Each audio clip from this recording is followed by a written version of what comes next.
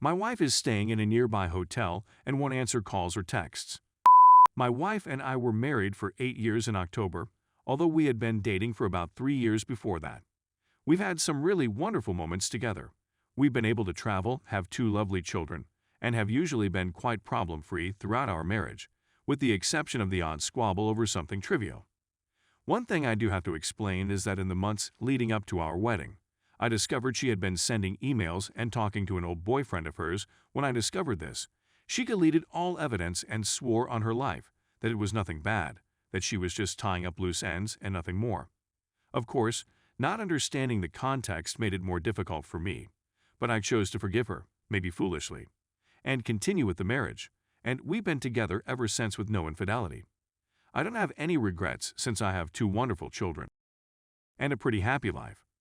However, since we were cooped up with so long during COVID, we began becoming short with one another, and I could see she wasn't pleased.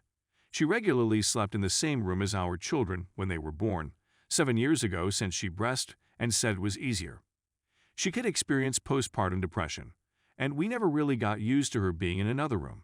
I was usually sleeping in our bed by myself, although we were frequently intimate.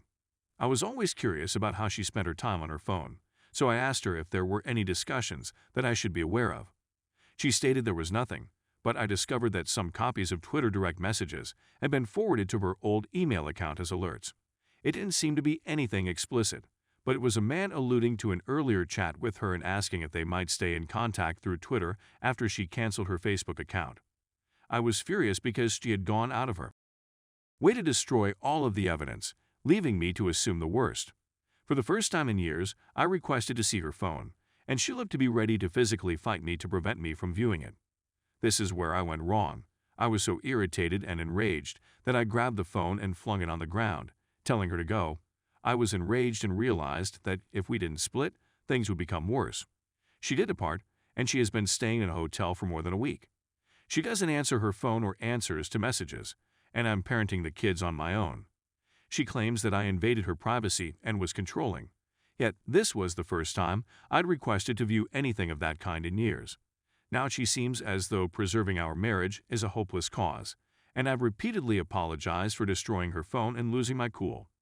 I know it all seems horrible, but I honestly don't believe she was really cheating since we were extremely cautious throughout COVID and we live a long distance away from the guy she was chatting to. On the other hand, it seems that she has shown little interest in resolving any of this, and she has refused to tell me if she is moving out or what she intends to do. She doesn't seem to want aid, and I'm at a loss on what to do. She claims she needs space, but we've had enough of it throughout the years. Is this, in the expert view of Reddit, a lost cause? Update. My wife eventually disclosed to me this past Friday that she had applied for a job 4 hours away in June of this year, and that they had phoned and offered her the position this week, and she accepted. The post is a temporary contract-type role in a creative industry where she has no expertise. There was no sit-down interview or request for a portfolio. The company's reviews are mixed at best, and it seems like they're employing someone new to go through the grind and pay less than the market average. The location is also in our state's busiest and fastest-growing sector, and the rent for the home she plans to lease is twice that of our previous mortgage. She states that a parent group of friends in the region assisted her in finding it. She hasn't taken responsibility for the secrets and falsehoods, and it seems she took our disagreement as the ideal chance to go, as others have recommended. I'm also at responsibility for a lot of stuff, but making advances behind my back and concealing things for months is very normal behavior for her in this position. She stopped over for an hour before leaving to visit our kids. She really spent a few minutes with them. While I was putting them in the bath, she was gathering decorations for her new apartment out of our storage shed. She maintains on everything holy that she is going to, but that we've been battling for a long, mentioning every setback we've had in 12 years. She never attempted to mend the marriage or talk about these apparently unfixable issues. I'm going to see a lawyer next week, and I've stopped communicating with her in the interim. Story 2. Emotional cheating at kissing. Accidentally ran into ex, male 30. I'm female 28, engaged. I fell deeply in love with a man, let's call him P, when I was 19 years old. We dated, we moved in together, and everything went swimmingly. His job advanced him 5 years into our relationship, and he was requested to go to a foreign nation. It was a fantastic chance for him. We sat and spoke for hours before deciding that it is something he must do. We were going to attempt an LDR, but it didn't work out, so we split up. I had a difficult time getting over him. Because I couldn't get over him on my own, I had to see a therapist once a week for 3 months. I felt like I was ready to start dating again around 2 years ago. I met this fantastic guy, 29, let's call him Jay, at my gym, and we hit it off right away. We began dating and finally married. He's fantastic. Everything was going swimmingly. We've been living together for a few months now. He proposed to me the night we moved in together. I could have sworn I was the happiest person in the planet. Then I went shopping a few weeks ago and ran into P. My heart felt like it was shattering all over again. He said hello and we spoke for a while.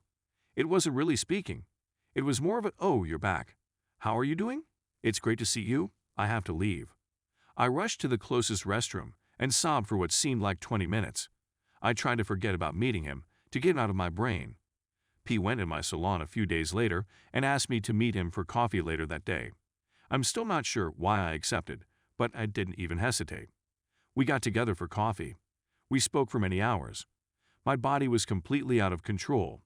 Even my fingers were tinged with butterflies. I informed him about Jay, and he told me about his new job. He tried to be delighted for me, but I knew he wasn't. I asked whether we could be friends, and he answered he didn't know. I felt bad when I got home that night. I felt awful despite the fact that nothing occurred and we didn't even embrace.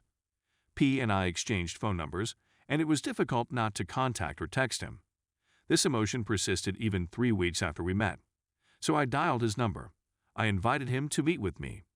P said that he does not want to intervene between me and Jay. The essence of his message to me was that he didn't want to see me anymore. It didn't harm to meet me for another cup of coffee a few days later, so I called him and asked him to meet me again for a cup of coffee. As a consequence, we were introduced. We didn't say much else after that. He wanted to know whether Jay was a source of happiness for me. Yes, I confirmed with him. Afterwards, he took me to my car after we had left the venue. I kissed him on the cheek. P made an effort to push me away, but I felt it was the correct thing to do and I stood my ground. I was in excruciating pain. Despite the fact that the kiss was all I wanted, I broke down and sobbed during the whole thing. Jay is a really nice guy. You've done a fantastic job. P eventually came to a stop and directed me to return to my fiancé's place of residence. He had been irritated at my presence. As a result, I'm now sitting here. I'm completely at a loss on what to do. I told Jay about P and the events that happened between us the previous Saturday. When I finished, he sat quietly and didn't say anything till I was finished. After that, he indicated for me to go. I grabbed my stuff and made my way out the door. Today, I happened to run into him at the gym. Because he was personal training one of their female members, I was on the verge of laughing out loud. I've never been more jealous in my life. My first text to him after getting out of the gym expressed my displeasure at seeing him with women. He said that I should only imagine how he felt when I told him about my ex-girlfriend. I've never been in a situation like this before, and it makes me uncomfortable. If you read this, I'm sure you'll think I'm a nasty guy, but this is the first time I've done anything like this before. I've never cheated on someone, and I've never intentionally caused harm to someone. There is nothing I want, no my desire, and I don't know how to find out what I want. I thought I was fully pleased with Jay, but then all of my memories and feelings for P flooded back to the forefront of my mind. I'm anxious to get out of this situation. I was going to purchase a plane ticket for a long vacation, but I have decided that I do not want to travel. Please accept my heartfelt apologies.